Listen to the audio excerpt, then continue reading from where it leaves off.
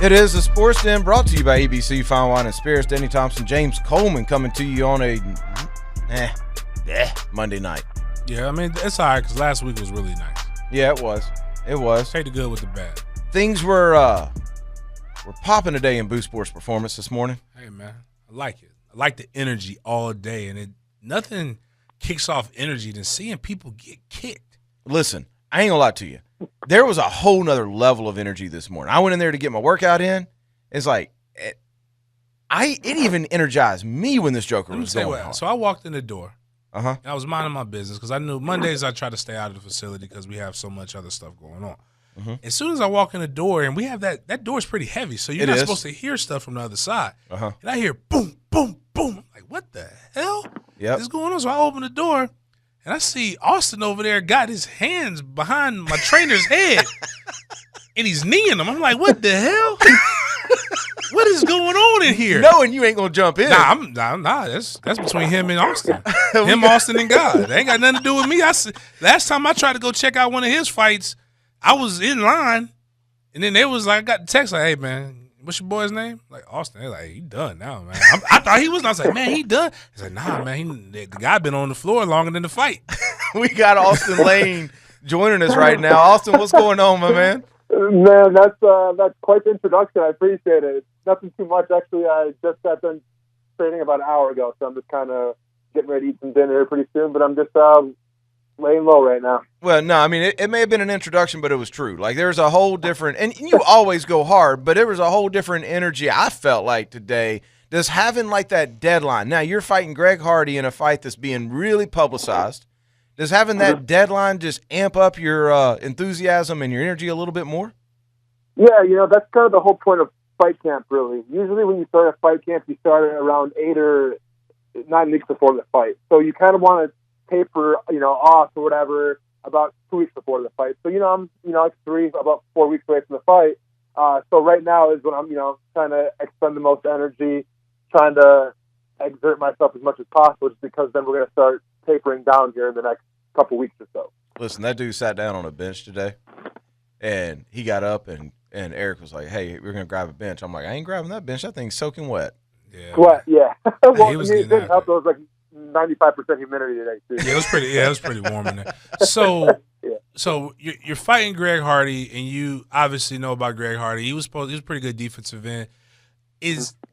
How does this matchup work? Like, so talk to us about like the weight classes and what weight you're going in, and what weight do you anticipate him having to be? Yeah, sure. Well, so it's kind of a funny story to start things off with. Me and Greg were actually drafted together. So I met him at the NFL Combine and things like that. We kind of crossed paths a few times. So obviously, I already knew who he was. Followed his NFL career, and I'm sure he followed mine a little bit. So getting back to the whole fighting aspect of it. So this fight coming up is part of the Tuesday night Dana White's Contender Series, and basically what that means is that this fight is going to be on UFC Fight Pass. There should be around 4 or 5 fights during it, and what happens is they take 1 or 2 guys that perform well on the show, and they give them a UFC contract.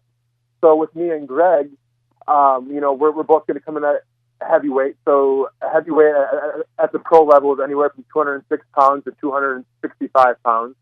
Me personally, I weigh 245 pounds right now. I'm sure Greg's going to probably weigh a little more, probably like in the 260 range. So, we're going to have our fight. And then, obviously I'm going to try to get that win and everything, and then hopefully get the UFC contract and go on from there. So when you're fighting a guy like Greg Hardy, and I guess the same can be said about him, and I'm looking at his he has not fought professionally yet. It's all just amateur fights, right?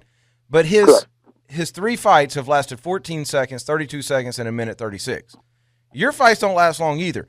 How much film work can you actually get in? How much can you learn about the guy? I mean, it's obviously not that much. When you study his film, like you said, I mean, I probably only have around 2 minutes to work with 3 fights. So, from what I'm studying, and obviously studying film, these are his past fights. So I have to expect the best version of Greg Hardy to walk through that door and step in that cage. So I just can't go off of the film I'm seeing. I have to try to think of what else he's gonna bring to the table as well. So basically what I kind of look for in watching the film that I do have of them is just habits, tendencies, because those are things that, especially when you get tired in a fight, is that you're going to resort back to. So I try to pick on as many little nuances as possible. And obviously not having that much film, it's hard to do, but we've seen a few things that we're going to try to exploit. Okay, so do you kind of look at are there any similarities of the people that he fought to you and to what your style is? You know what? So, honestly, the last guy that I fought, his name was Ben Rowland, and I fought him about a month ago in Myrtle Beach. Kind of built the same way as Greg. I think Greg might outweigh him a little bit, but same height, around 6'4", has the same reach, and kind of a brawler where he can come forward and go backwards. Doesn't really go side to side that well. Now, that's not to say, in this fight, maybe Greg will start moving side to side. But from what I've seen so far, he likes to come in and he likes to come out. So that's what we're kind of game planning for. But at the end of the day, especially one of the biggest things that I've learned in this fight game is the fact that while I am worried about what Greg's going to do and we are training for it, I still have to worry about what I'm going to do. At the end of the day, if I perform to the abilities that I'm capable of performing to, the rest is going to take care of itself. Man, I'm looking at Austin's history here as a fighter. So, Austin, correct me if I'm wrong. There's you fought 9 fights. I fought 10 fights now. 10. Okay. 6 amateur, and then 4 pro. Okay. Now, the one out of what I'm seeing, the longest fight that you fought is 3 minutes and 53 seconds. Correct. Man, okay. I see how hard dudes work, and if I go in there and it's only 14 seconds, I'm a little bit pissed. I ain't gonna lie. No.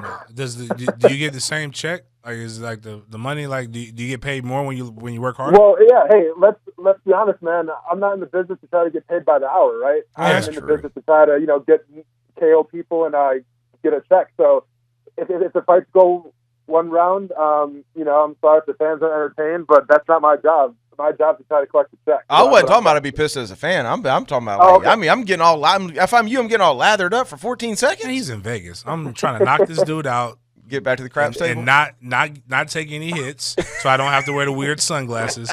And then I'm going to the craps table, or I'm trying to hit up the lobster and steak buffet. So question: you said you're fighting for the chance to get a UFC contract, or is there like a really good probability because you guys are heavyweight and that's always the draw in fighting is the heavyweight division? Do you know if I really get the best of this guy, no matter how long this fight is, I stand a really good chance? Or will you have to fight again later in the summer with this in the same program? No, so I truly feel like if I perform like I have been performing, I will get a UFC contract. You basically hit the nail on the head when you're talking about heavyweight. If there's one division that needs new blood, that needs new talent, it's the heavyweight division of UFC. I want to say the average age of the heavyweight UFC fighter right now is like 34, 35 years old. So they're always looking for new talent, and obviously I think I can bring that, and especially just like a new breed of guy who's a little more athletic, can throw a few more crazy things than people have seen at the heavyweight division. So yes, I feel like if I do what I'm supposed to do, I'll definitely get a UFC contract. All right, so you played for the Jags, the Chiefs, the Lions, and the Bears.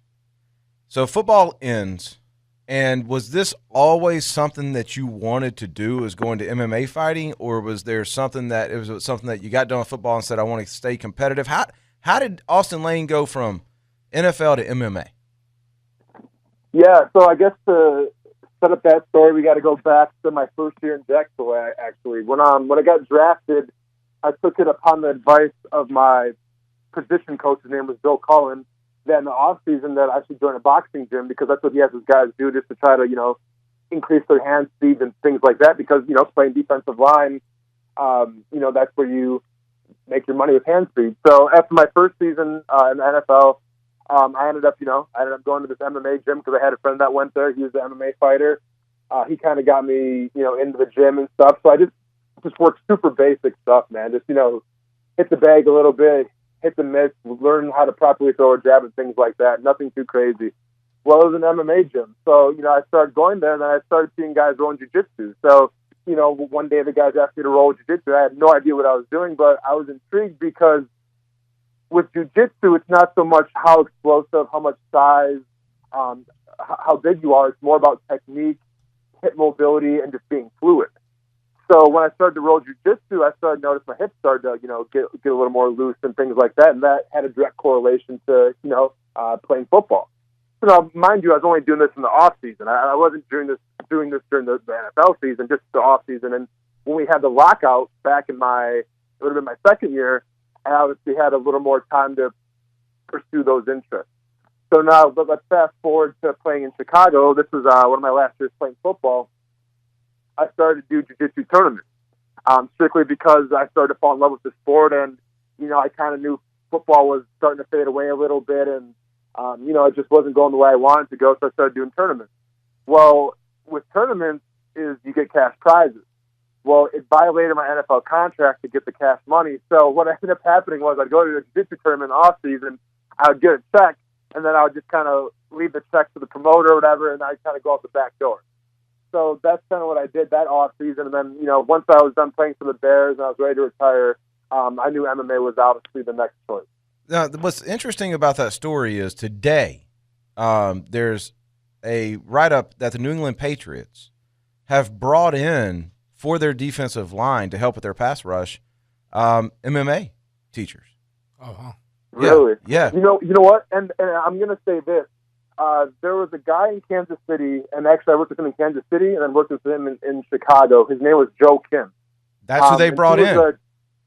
So Joe Kim is by far, my only regret with him is I didn't have him in Jacksonville, because that dude, the way he can correlate mixed martial arts to pass rushing, it's just unreal. I mean, you look at his pedigree and the guys that he's worked with. He's worked with Aaron Canton back when he was with the Packers.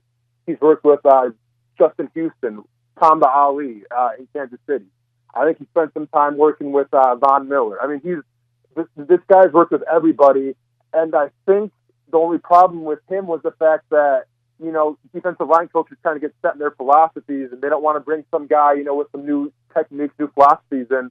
So he was kind of, I feel like, I don't want to say shunned from the league a little bit, but coaches weren't really open to bringing him in. So more power to the Patriots, because they're getting a heck of a coach, and he's definitely going to have a good effect on those players. Well, you nailed it. That's exactly who they brought in, and yeah, that was just that article I found. It was just written 5 hours ago, so the timing is pretty much perfect on that. Yeah, like I said, my memory was good. I mean, I worked with him a little bit in Kansas City, worked with him a lot in Chicago, and that was up towards the end of my career. My only regret was the fact that I couldn't work with him when I first got drafted by Jacksonville, because I think he would have made a huge difference on my career. But hey, it is what it is. It's all good. Walk us through a little bit, because I know we got to wrap up here in a little bit, but walk us through what goes through your training. I know you said you go about 8 to 9 weeks out, so just talk to us a little bit like a day in the life of training for a big MMA event.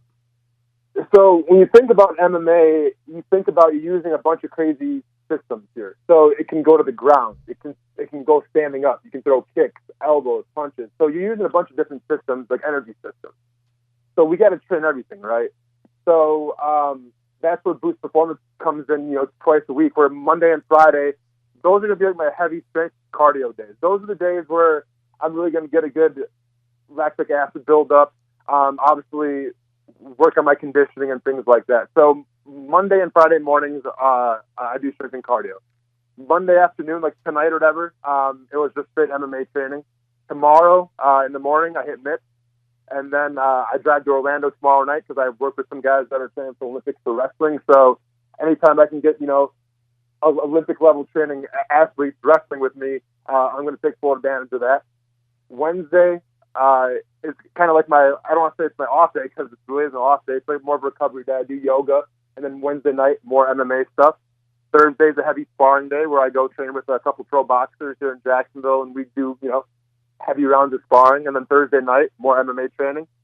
Friday, Boost Performance. And then Friday night, more MMA training. And then Saturday, we only train Saturday morning, and that's more MMA sparring. Yeah. So, So, I mean, it's, obviously I have a lot on my plate, but it's really important because we're doing it the right way. Some guys in this sport, they just want to train one thing. And granted, sometimes they can get away with training one thing because they rely on it so much. But to try to get to where I'm going, man, you have to train everything. So that's what I'm trying to take great pride in. Well, what's the what's the date? What's the fight date? June what? June 12th. June on a Tuesday.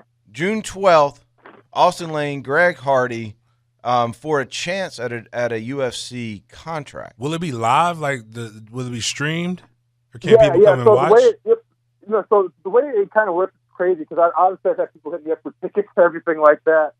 So this whole thing, it's a closed event. So I only get literally like 2 tickets to give to family members and friends and whatnot. So what you can do is there's the UFC app, and I want to say it's like $10.99 a month. So basically, you download the app, and then they'll stream that fight live. So it'll be happening in real time, basically. And then, they're going to have the 4 or 5 fights, and then they're going to announce who's going to get a UFC contract after them. So it'll be like at night or like during the day? Yeah. You know what? I don't know the exact time, but I think it starts it'll be 7 or 8 Eastern time, and then it probably lasts about 2 hours. You thinking we're going to watch party? We're going to have a watch party at Boost, man.